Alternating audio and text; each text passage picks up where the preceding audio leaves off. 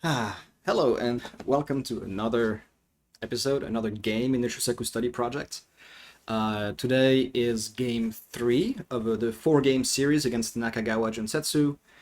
If you're watching these in chronological order, you know what happened in the past two. If you're not, I guess I shouldn't ruin it. I will just tell you that Nakagawa Junsetsu, 5-dan professional, has tremendous fighting spirit, and that Shusaku, who is like 12 right now, has a lot of fighting spirit as well. So these games get very fight heavy. They're not really the games that you expect from Shusaku when you think about what he's known for, which is his ability to handle the board and make complex variations difficult or hard for the opponent. So they are really good and really fun to look at. And today's game is going to follow suit. So while I get this going, this is another two-stone handicap game, which you can see in the bottom right. The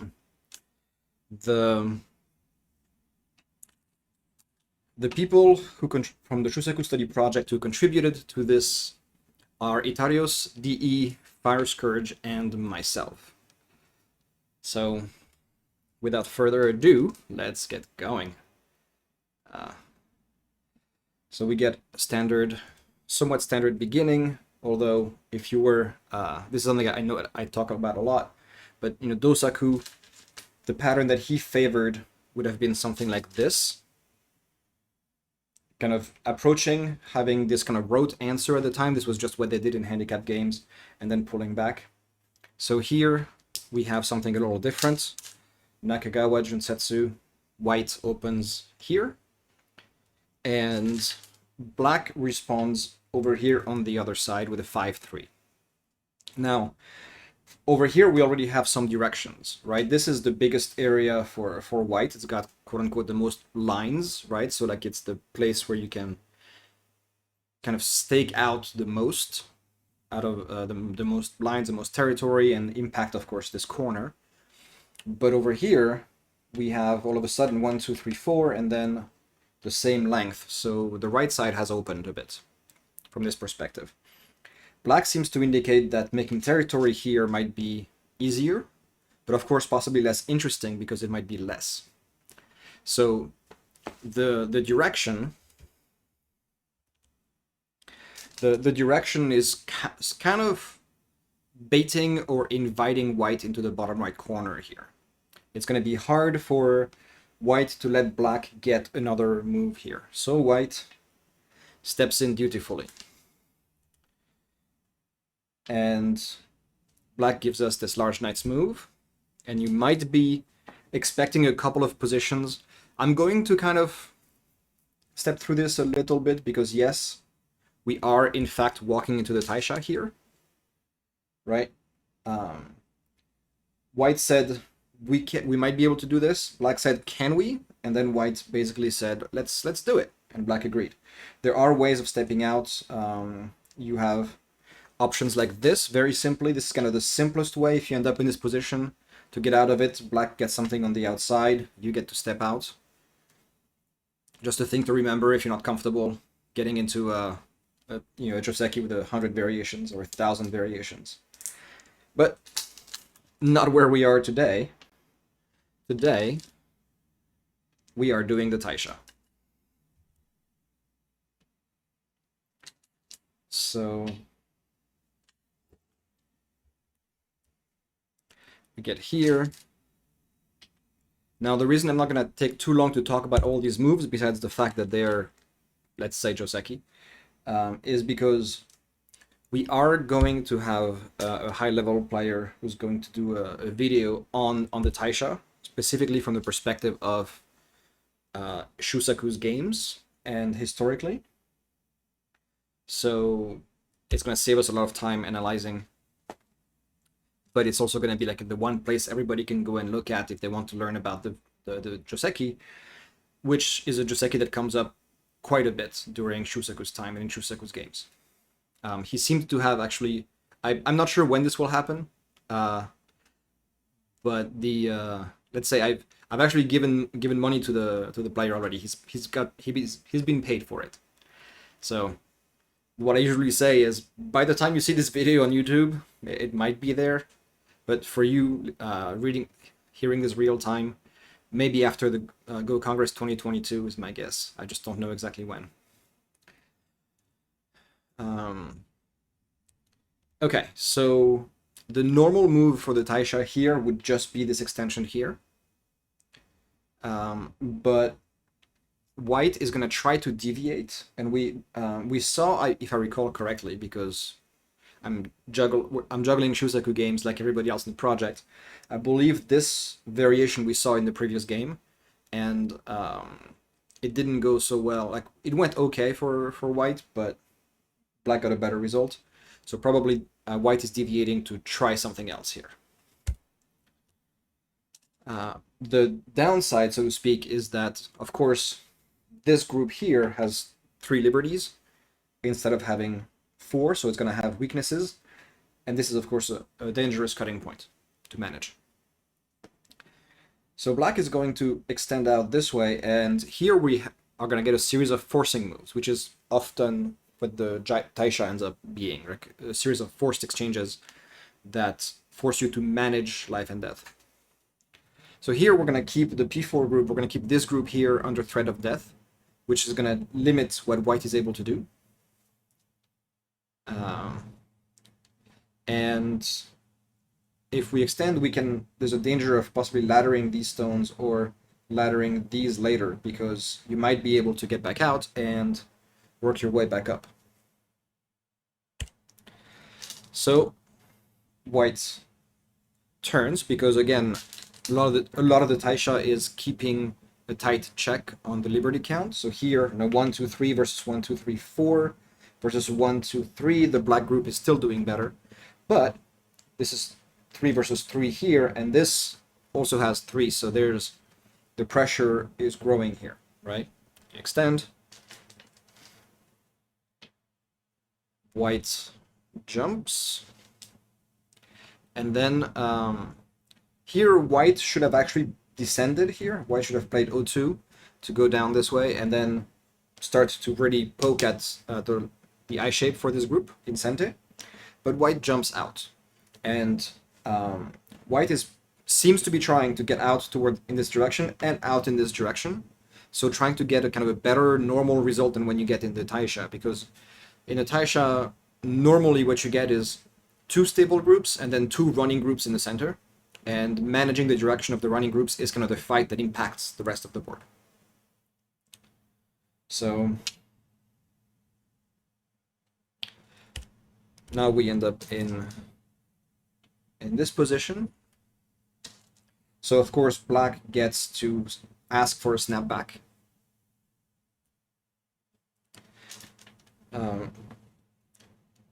Now, here what's interesting is we have the first mistake that Katago noticed. Our Katago numbers are basically anything above 2.5 or anything above 3 is counted as a mistake. Anything under that can be considered stylistic, at least at the time. So here, white should have come down here. The end results are really almost the same as what you get in the game, except white's position in the game is a little bit weaker in this exchange. So again, I don't want to spend too much time on the Taisha. The variations here are in the SGF for the project. So if you're curious about all this, by all means, go to the website, download the SGF, take a look at it. So because white strengthens, black equally strengthens, right? So now at this point, white has to choose, right? The choice has been made for the entire past couple of moves. So you got 2 weak groups you have to help. Which one do you help first? And losing this group would hurt a lot more than losing this one, because of course you invested a lot more. So and extending here, which is what white does, also starts poking a little bit at this stone. So it is an effort to get a little faster towards a place where you can try to reduce black's handicap stone.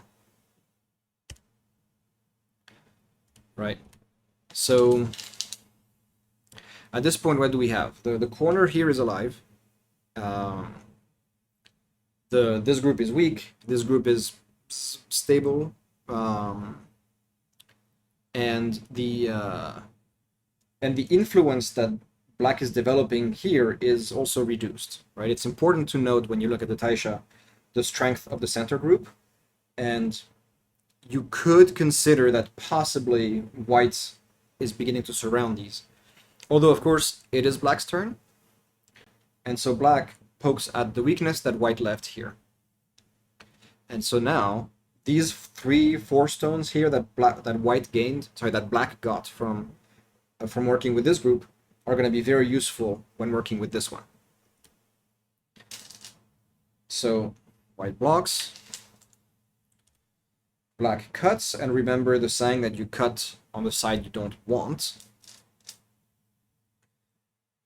White is going to take an Atari here. This is a tiny bit more Aji out of this group, which is going to be dead. And you want to squeeze this Aji out because, of course, you are going to try and get some strength on this side, right? Like there's not much that white can really do about this. You end up in this position anyway. And so now, of course, black has to finish and take this.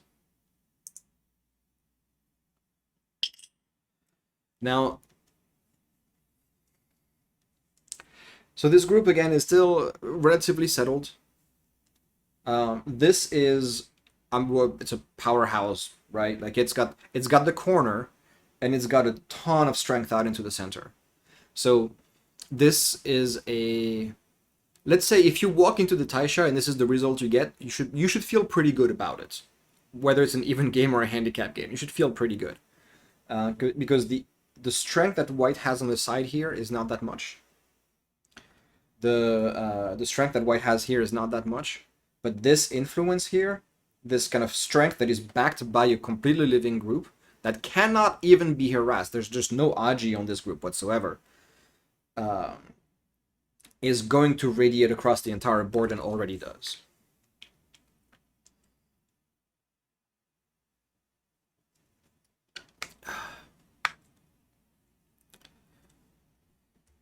And this group here is going to be susceptible to pressure, although it is in a fairly good position.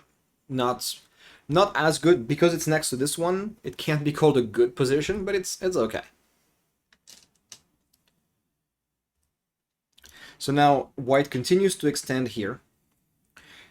You start to walk into this area, you open the corner variations, and it means that this group is no longer a target for attack. Now, obviously, because white took one direction, black takes the other, right? Black takes an extension from here. It's a bit of a short extension from our Go theory, but it is sort of respectful of this group, and it doesn't want to tangle, it doesn't want to get into a tight exchange with this group. It just wants to keep it into a particular space, and it's looking to find ways to develop patiently the rest of the board, which is possible in large part here because it's a two-stone handicap, right? You don't need to be overly aggressive. So white makes a base here, and it's also undercutting the right side. You know, like later on, you may have the monkey jump, you may just have this one space jump. Anything you do on this side here now might be able to come back out and connect back to this stone. So this is important to note. This is a stone that looks ahead into the future. Now, if we look at the board position, it being black's turn to play, there's not much now that black can do effectively to threaten the life or to pressure this group. So it's not really interesting to continue playing there. You got the extension, white replied, you're happy. So now we're looking back at the board and figuring out where to develop further. And as much as we were talking about, you know, this area being big in the beginning, we do have to consider that white got one approach already here, and it would be difficult if white got a second approach move. So black is going to extend. from here. This makes this Shimari here hard to develop, right? Because normally this Shimari would like to be able to get here. But now that you have that stone, even this kind of slow-looking move could be useful, and black could even choose to just go straight and attach here for a more, I want to say modern, but these are the types of moves I saw in Dosaku's games too, so for an older aggressive way of playing.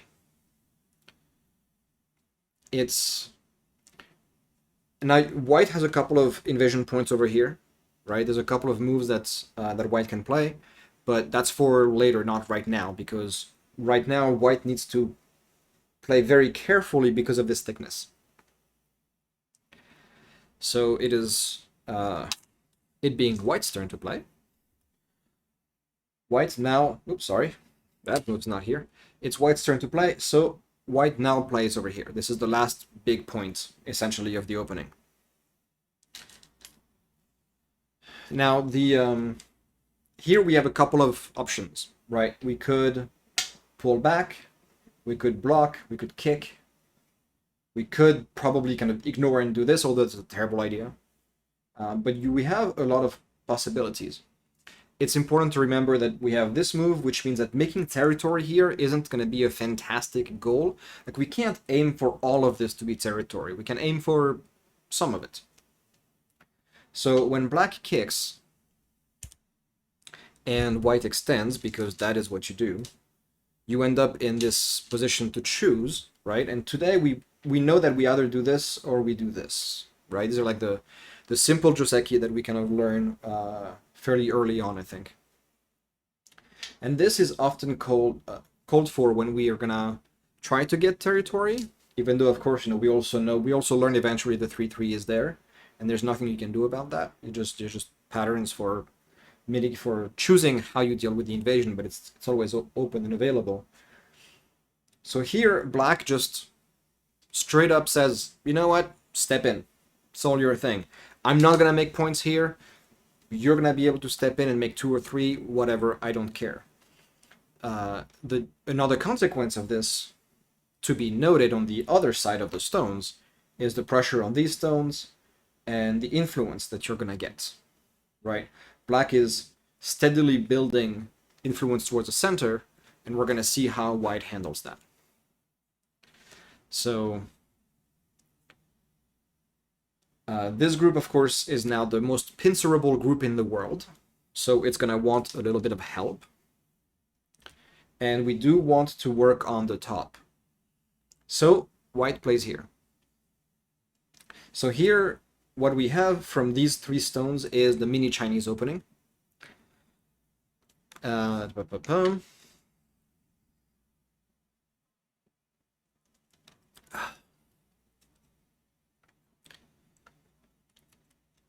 So this is going to favor a connection to here rather than here, because, of course, black can step in, can play here, can play here. You have all these options.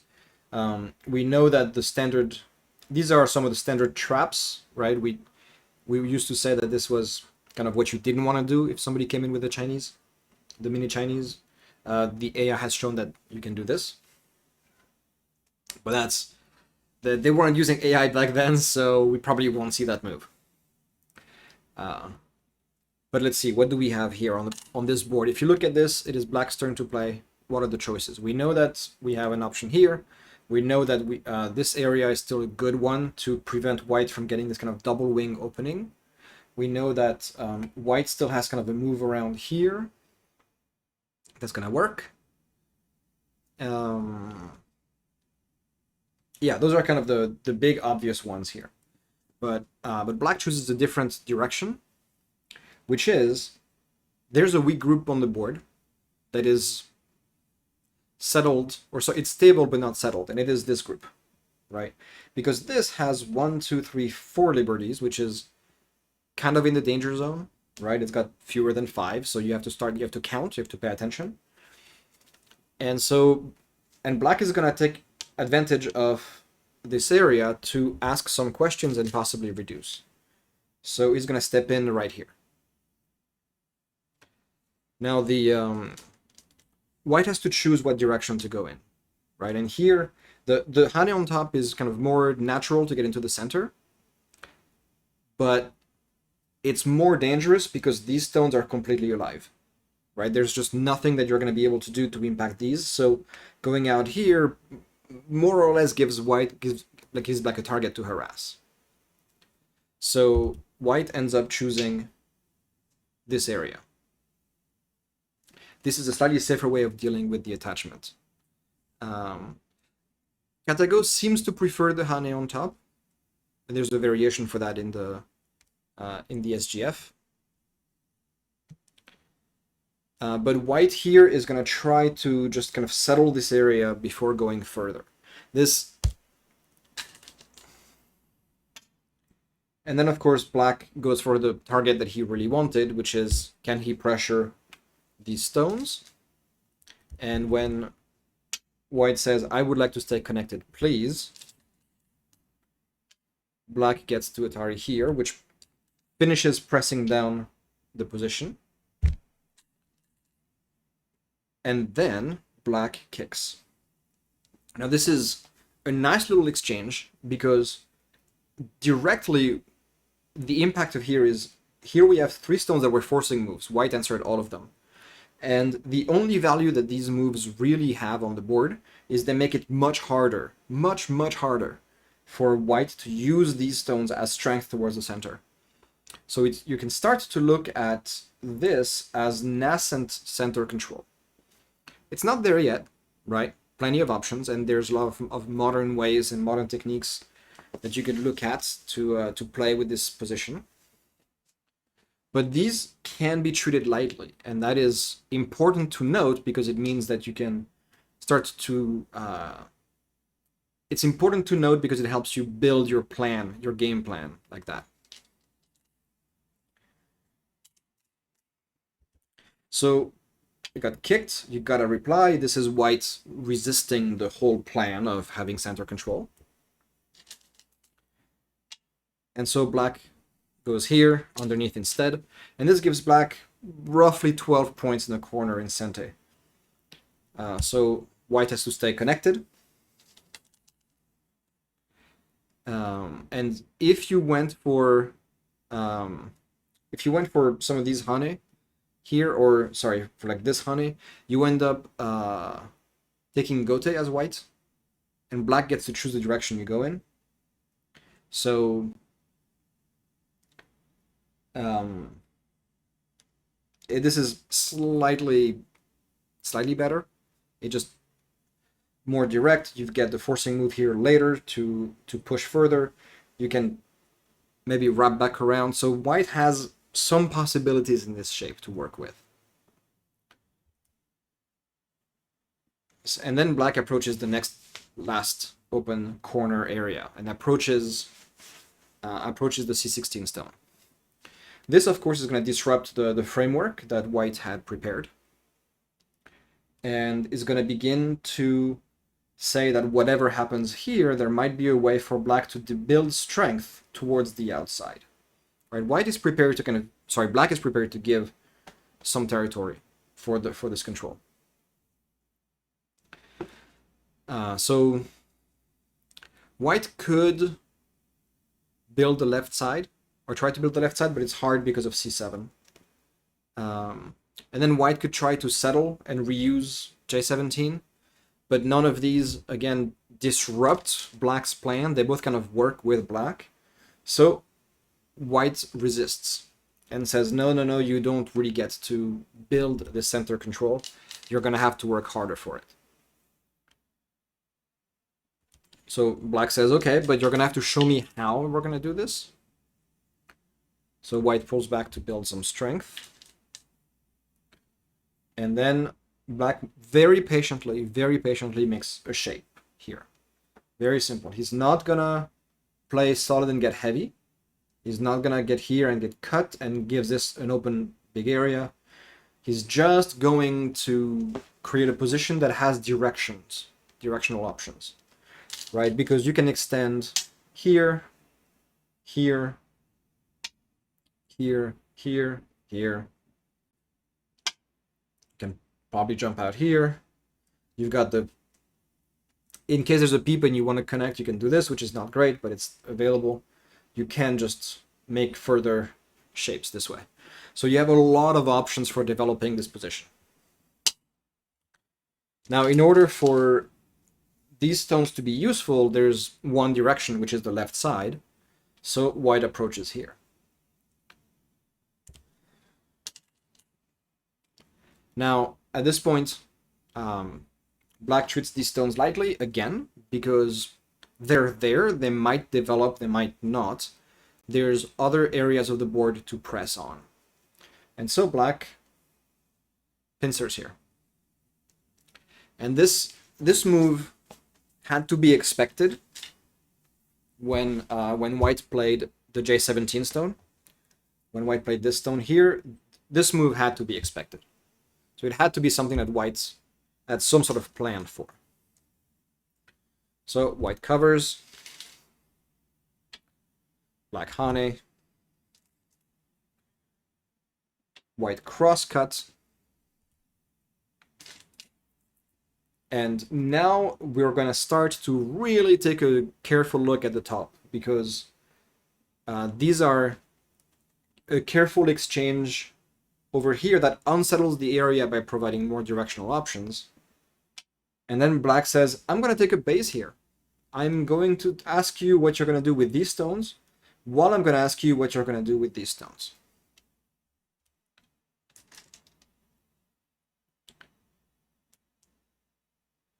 So white is going to connect, ask if he can poke through, ask if he can Atari. This is a fairly standard response here to stay connected and then while attacking the shape, right? One of the ways you can look at this is maybe this is a, it's not a shredded knight's move yet, but it is about to be. Now the next move has an important careful timing, because black could connect here, right? That seems natural. You've played C17, you're gonna connect. But if you do that, then white gets to play the first move here, whatever white chooses, which might just be connects, right? And that is a difficult move to give to white, right?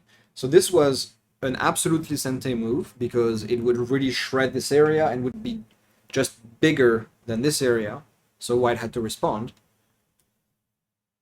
But now black goes back here. And this, you'll notice the direction of the exchanges and the outcome. We're continuing to build strength on the outside. And we're doing it by managing very carefully how high onto the board the rest of the exchanges go. This was the highest exchange over here, which is what, 1, 2, 3, 4, 5, 5th line, maybe 6th line if you want to take this one.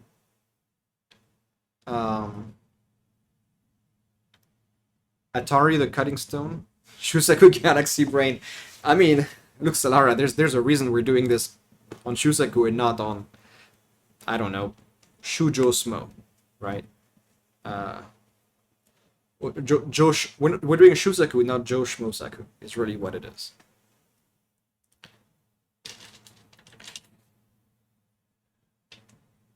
And then we take this Atari and extend. And again, the direction that black is choosing, that Shusaku is choosing, remains absolutely just does not waver, does not falter. He is going for the center and he's just not lying about it, right? Now, a strong element here is, of course, that it continues to be a threat for these stones, which continues to be a threat for these stones. That's one of the important elements here, because it means white doesn't exactly have a choice for how to respond to make the group safe. It's that or run, and running would be so good for black. So now black is content and comes back here with the shape and the connection. So white cuts. Gonna try to resist a little bit, but contrary to maybe, I'm not sure what exactly white expected, but black doesn't connect. White leaves this shape. So white can't really do that. I mean, white can, but then you end up in a position where black can save these stones, and then 1, 2, 3, 4. You end up in a position where something is going to be captured. It's not a lot of fun. So white takes, and black gets a double Atari here, which white can't exactly let stand. And then black plays this move, which of course fixes a number of cuts.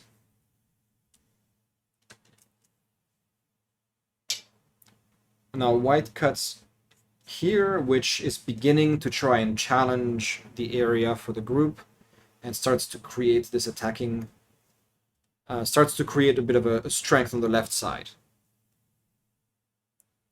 So now black continues to show his careful development of strength by reinforcing, which would, if you let this Atari happen, you could really take all of these stones.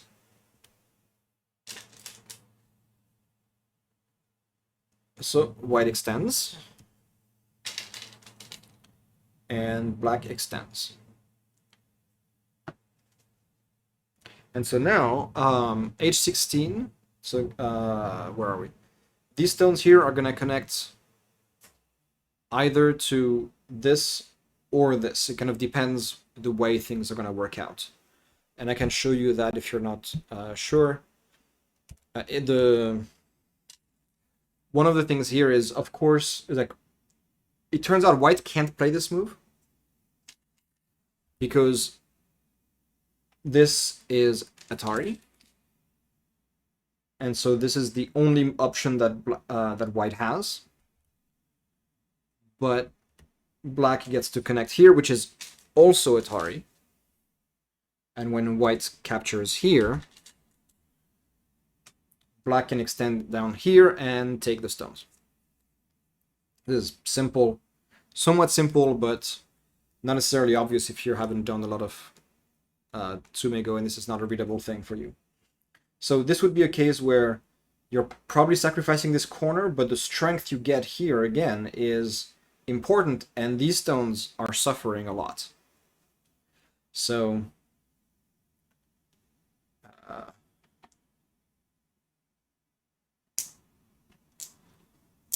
this is our board position. If I'm 1, 2, 3, that goes away 2, and that goes away 2. All right, I feel like I'm getting better at removing the stones. I add the variation stones.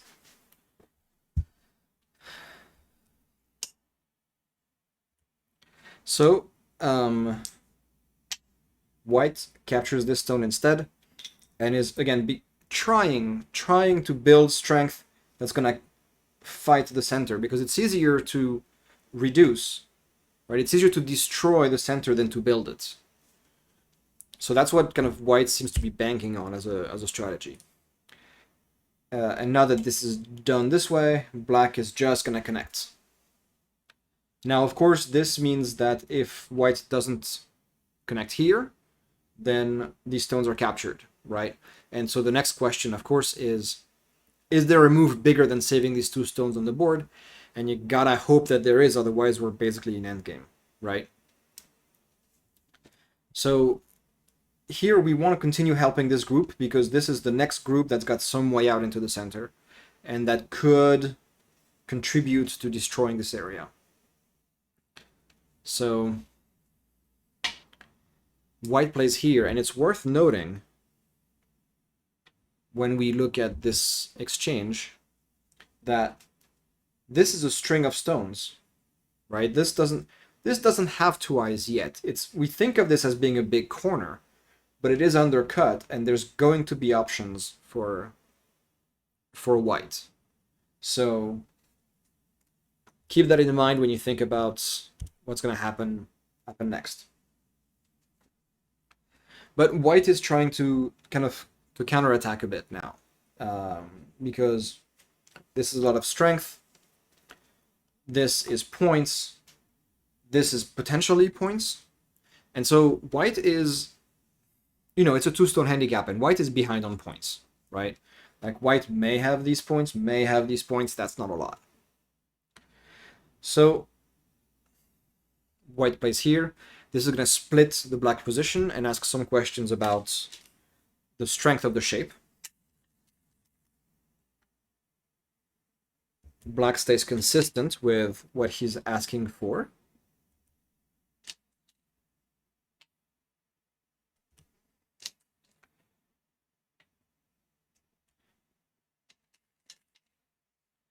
And black just connects. And then white plays a very simple defensive move for shape here. Now this preserves the connection to c9, and it reduces the size of the corner. And the connection to c9 is important because white would like to make this into territory.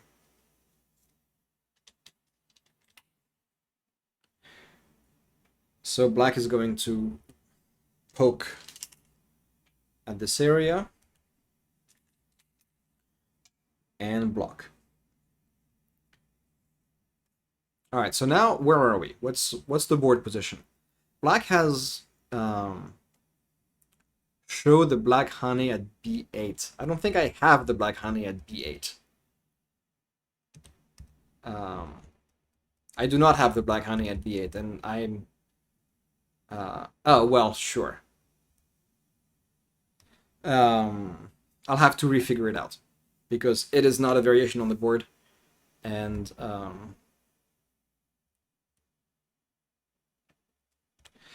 but let me go back. Where are we? Okay, we're here. Yeah. So yeah. So we're here. So now what do we have? Clearly, if we're gonna protect this way because the other option is gonna be that one, right? And well, actually, I guess both are possible, right? Give me 1 second. I need to refigure this out. I feel like Tsumego has temporarily made me worse at reading while I like level up. 1, 2, 3, 4, 5. So yeah, if you go here and you just descend here, then if you go here or here, you end up in a position where you're not gonna have the liberties. Black can't cut at b6. b6? b6 is a Safatari. Oh, I'm sorry. That's what you're saying. I apologize. Yes. Right, sorry. So if you go here, right, then you may have these options, but then you have this, and then it gets tricky. I apologize. That's a mood. I have lots of moods, apparently. Yes, sorry, FireScourge. Thank you for pointing this out.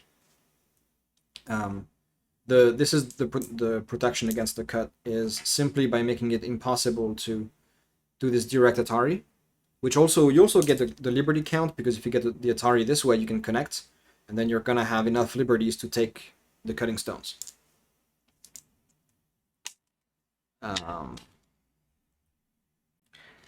But so as a result, black gets to cut off this group over here. So now this group has one way out, right? It's out this way. And so if you get to cut off this group, it gets to live and be sealed in, and that might not be fun. So, so now black has 3 corners of territory and a good chunk of center influence. White can't really give this 4th corner to white. Sorry, white can't give this 4th corner to black, otherwise white has to try and make points here and enough points to make up all of this. And it's a lot, right? So if we count briefly the number of points that we have on the board for black, roughly, we're gonna say this is probably, let's say this is 7 or 8 points. Then here we're gonna have 2, 4, 6, 8, 10, 12, 13, and then this is gonna be I said 7, 13, 20. This is gonna be 22, 24, 26, 28. We're gonna count these as captures. Actually, no, let's not. Let's not do that. So let's say we have 28 points here, and then let's not count this as points just yet. Right, so let's say black has 28 points on the board. White has 2, 4, 6, 7, 8. I don't know, 12, 15 points. So this is a tricky position for white, right? Like white is behind in territory and white is behind in influence.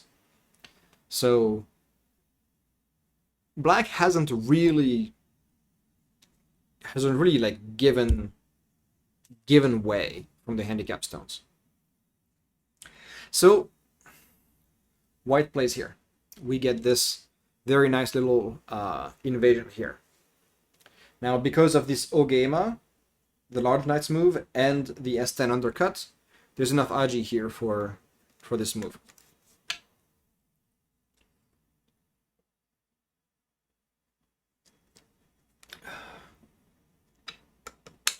I have no idea how I look in the camera because the webcam is over here. The screen I have to check is over here, and I just added like this massive light that way, which points at very nicely over here. So like it's from this angle, it's over there.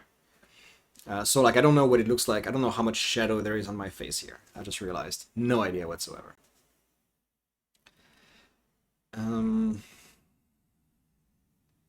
So now we have to figure out the right move for black. You think I look fine? Thank you. So, is this move Sente is the first question. I think if black was never considering making points here, this is okay. But we have to really consider how we're going to impact the board. And black needs to pressure this group a little bit to reduce the strength here, and part of that is also reducing the value of this cut. So black cuts here, and it's worth noting, of course, this can be a problem for liberties for these stones and for eye space, right? So now white makes eyes and secures life. Just safe and steady. Black asks if maybe we can make a ko and gets a forcing move that reinforces this group and gives it easier possible eye shape in the corner before coming back here.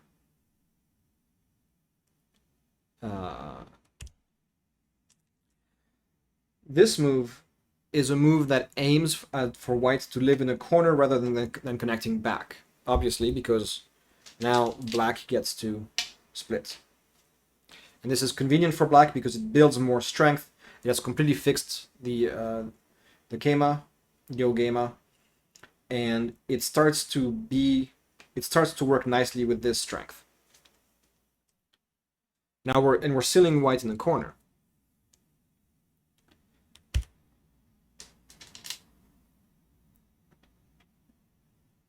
So white is going to ask if if you can cut through. And black is going to say, well, look, if you really want to do something about this, you're going to have to work, because I'm going to try to not let you live. And if you're going to live, I'm going to make you work for it.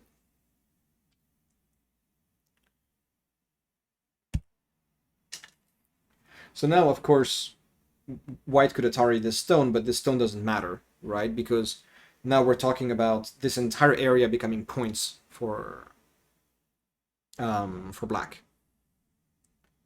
So white connects and threatens to cut. So black says, no, no, no, you don't get to cut here.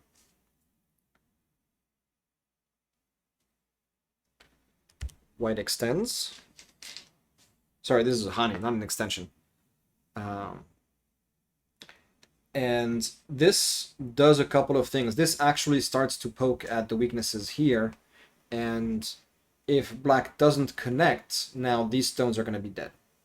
So black does connect, because black has his priorities in order.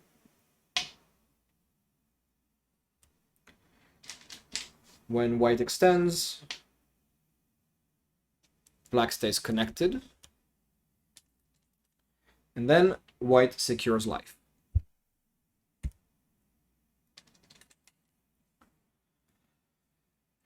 So then black fixes the cut. And this is also important because it's also this panther shape here. So it is beginning to try and seal in this group, which would make this quite the scary influence in the center. So white pushes. And black blocks. And I don't know who wrote this. It might have been me, it might have been somebody else. That's kind of the beauty of the SGF, I think, in a way, is I don't know where this comment came from, but the thickness here is now very oppressive. I would love to have this kind of thickness in my own games. I just like have a wall this big to play with and have just like this much on all sides. And the description we have is, this is not actually a moyo, but this is a murder zone. So white is going to step into the zone, and we're going to see what white is able to do with it.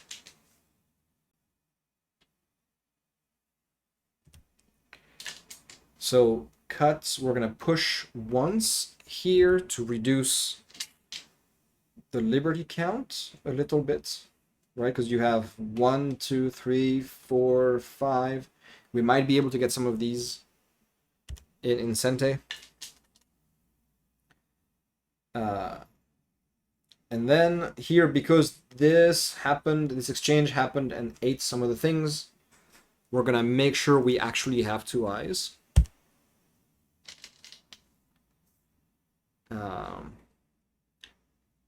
And then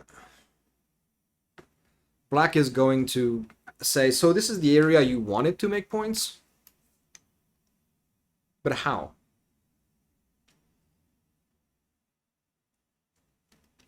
So this is a reduction of the left area, and we're missing numbers in the SGF here.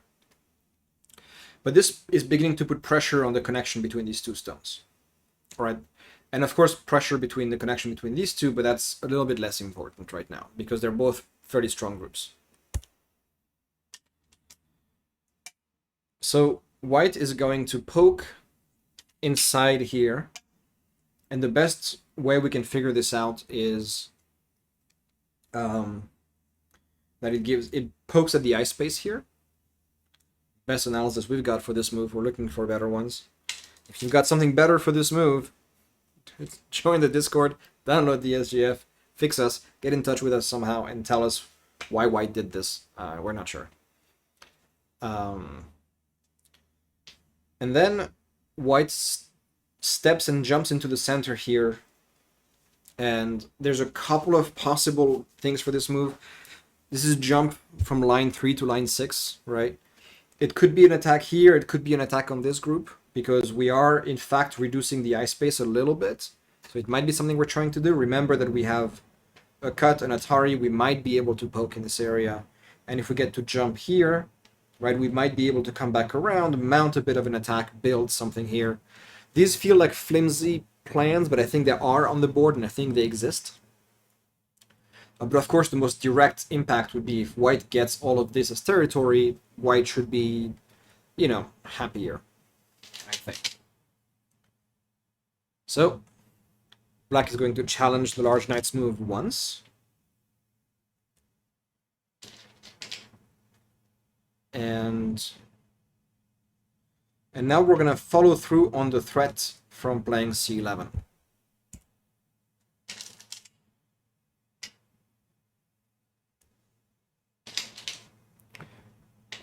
And it's going to be hard for this to be two eyes now, so it might be a ko for a ko to connect back out. It might just be dead.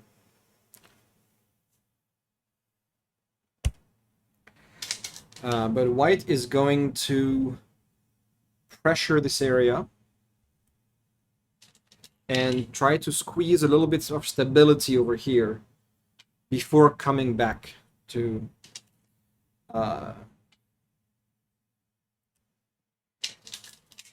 before coming back to continue the attack here. And this is this exchange here, among other things, is trying to reduce forcing moves that these stones might have by trying to connect to these two stones.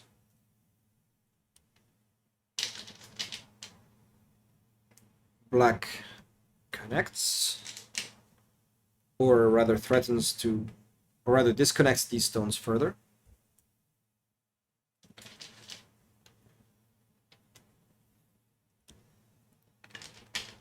And then white connects with a hanging connection here.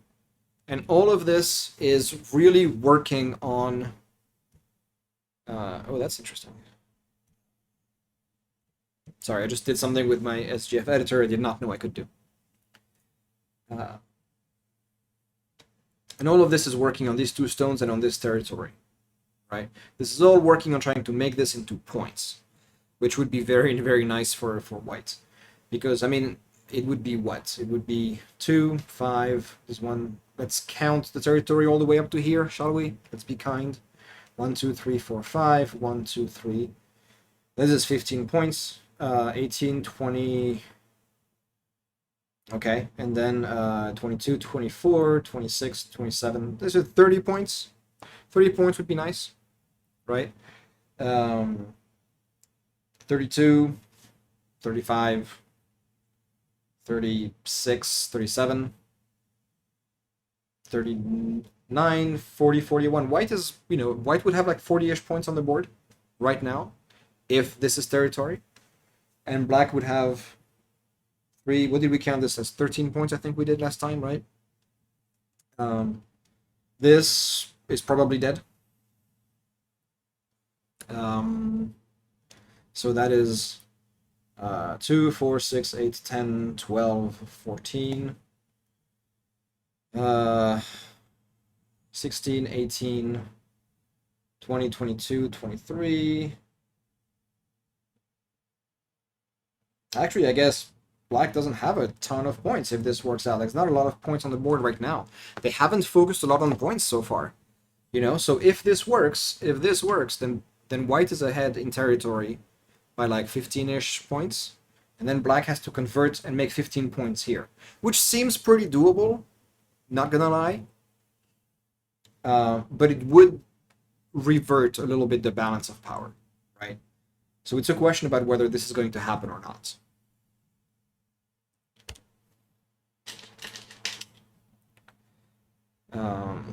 Oh man. Now at this point, it's worth noting that black is, according to Katago, black is up 30 points on this board. So, you know, my count of white might be up 15 if this counts.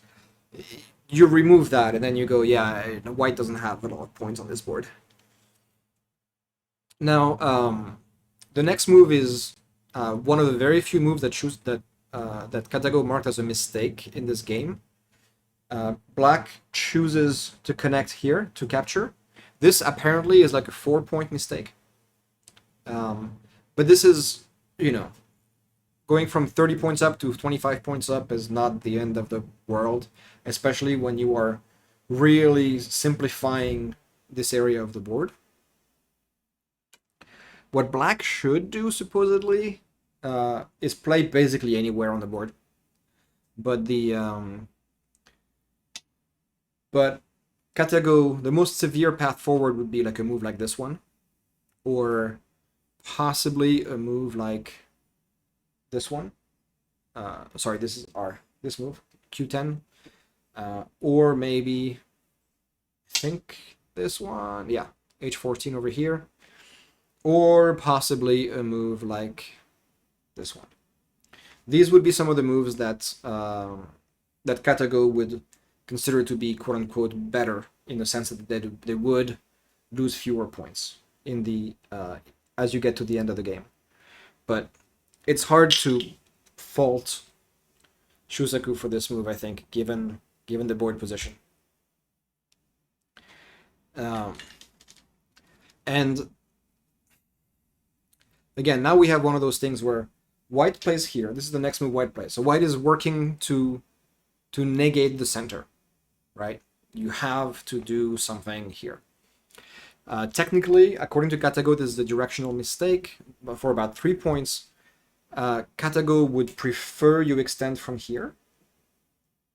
Just grow from this area.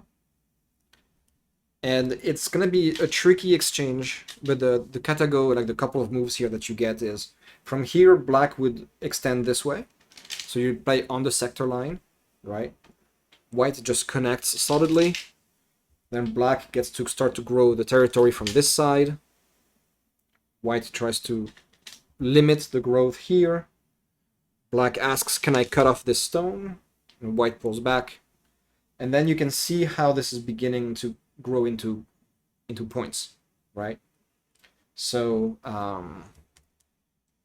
that gives you a sense of kind of what Katago has in mind here when it's looking at this board position.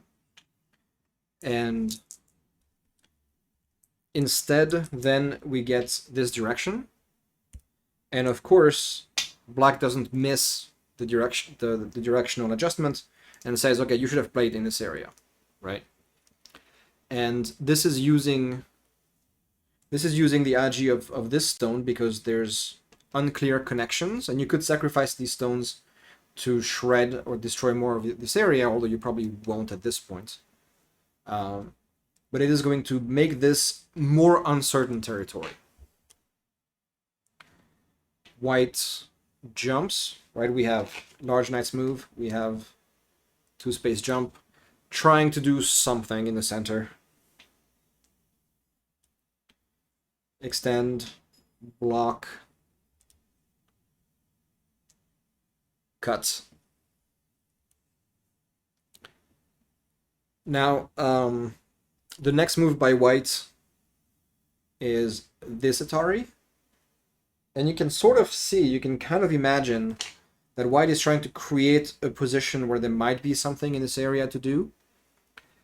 This move is marked by Katago as being a 4.5 point mistake, bringing black up to 30 points. So the Katago variation would actually be to just play here, kind of separating these stones further. But it does let black play these moves. And then you can see, I think, how this can be hard for white to play. Because you have to let black do this, and this is really stepping into an area that you really wanted to be territory. And so you have to accept you're going to take a very small amount of that.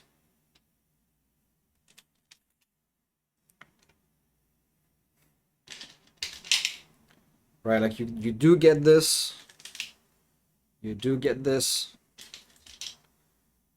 But then when black plays this, you're like, okay, well, so I closed this off, but now there's black's shape, and it's, again, white can step out and do some reductions here, but black is going to be ahead in points, you know, in the way this exchange is going to work out. So Let me undo all of this and show you what happened in the game.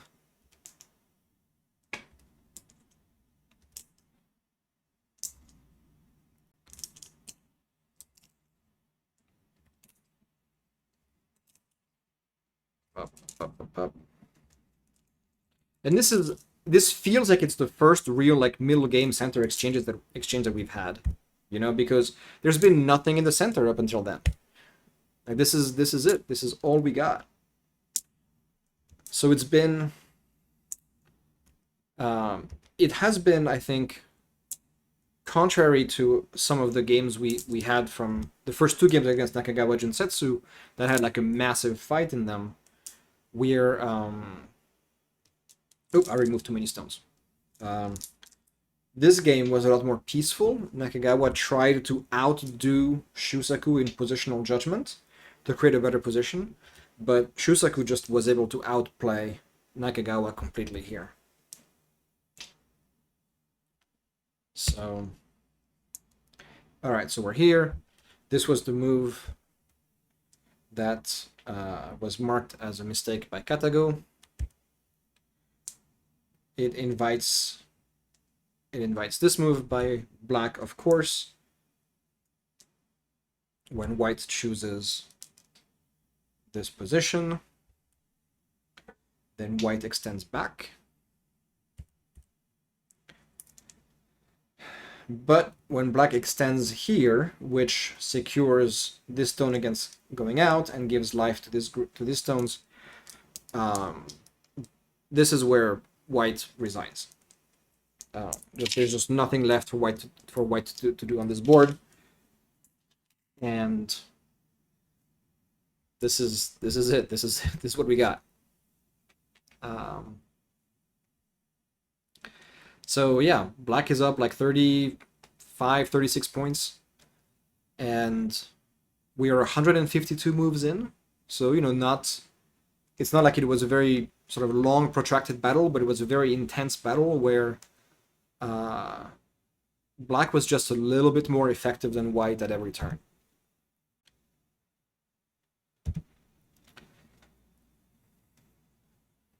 All right, let me put these stones away while we talk about some other things. All right, so yeah.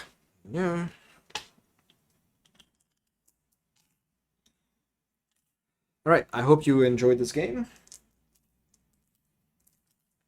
If you would like to,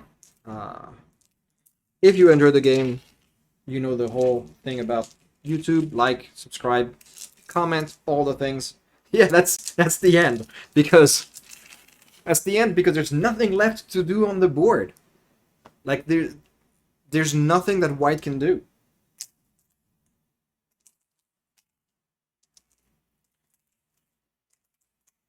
This game is an interesting example of the balance between territory and thickness, because white tried hard to fight, or to sort of white tried hard to outdo black, and it sort of worked in the sense that, you know, black only had a few more points than white, right? Not necessarily a ton more, but the problem was in the potential for making points. White just could never convert anything of the work, could never convert anything into points, whereas black just had so much potential to convert, and all this potential worked with itself, worked with each other. So it was impossible for white to step in when white did. So this is an example of, you know, it's a very weird and different game to look at. So, man, what was I saying? I'm glad you made it to stream too, Solar. It's good to have you again. So maybe I can do that. How's the lights? The lighting is vaguely unforgiving here. A little bit too straight, maybe. Signatures, pro signatures, yeah. So yeah, hope you enjoyed the thing, the game. Like and subscribe if you want to contribute, you want to see more. If you want to see more of the games and more of the videos, the Shusaku Study Project YouTube channel has all the other videos. The homepage has links to SGFs and the videos. And if you want to join us and contribute to this effort, by all means, step in and join the Discord. Say hi, say you're here to help, and we'll be happy to have your contributions. The more the merrier, and I think we're seeing everybody grow as we go through this, because as we get used to looking at these games, which are fairly high level, it is forcing us to refine our own understanding, and it is by necessity, I think, teaching us a bit about how Shusaku approaches the game. So it's interesting to start looking at the game and go, oh, I think Shusaku probably will do something like this here. Yep, that's what he did, right? That's fun. So, all right, well then, I think it's time to close out this YouTube video. So I will see you for the next video, which will be the last game of the 4-game series against Junsetsu, Nakagawa Junsetsu. And yeah, after that, the game we have after this, if I recall correctly, is a game against Honinbo Josaku, Josaku, that we don't know a ton about him. I couldn't find a ton of information about him online, but he's a 7-dan professional when he plays against Shusaku, and he's good. I like his game a lot. Very, very different from the way Junsetsu plays. So I will see you all later, and I hope to see you in the Discord contributing to the project soon. Take care.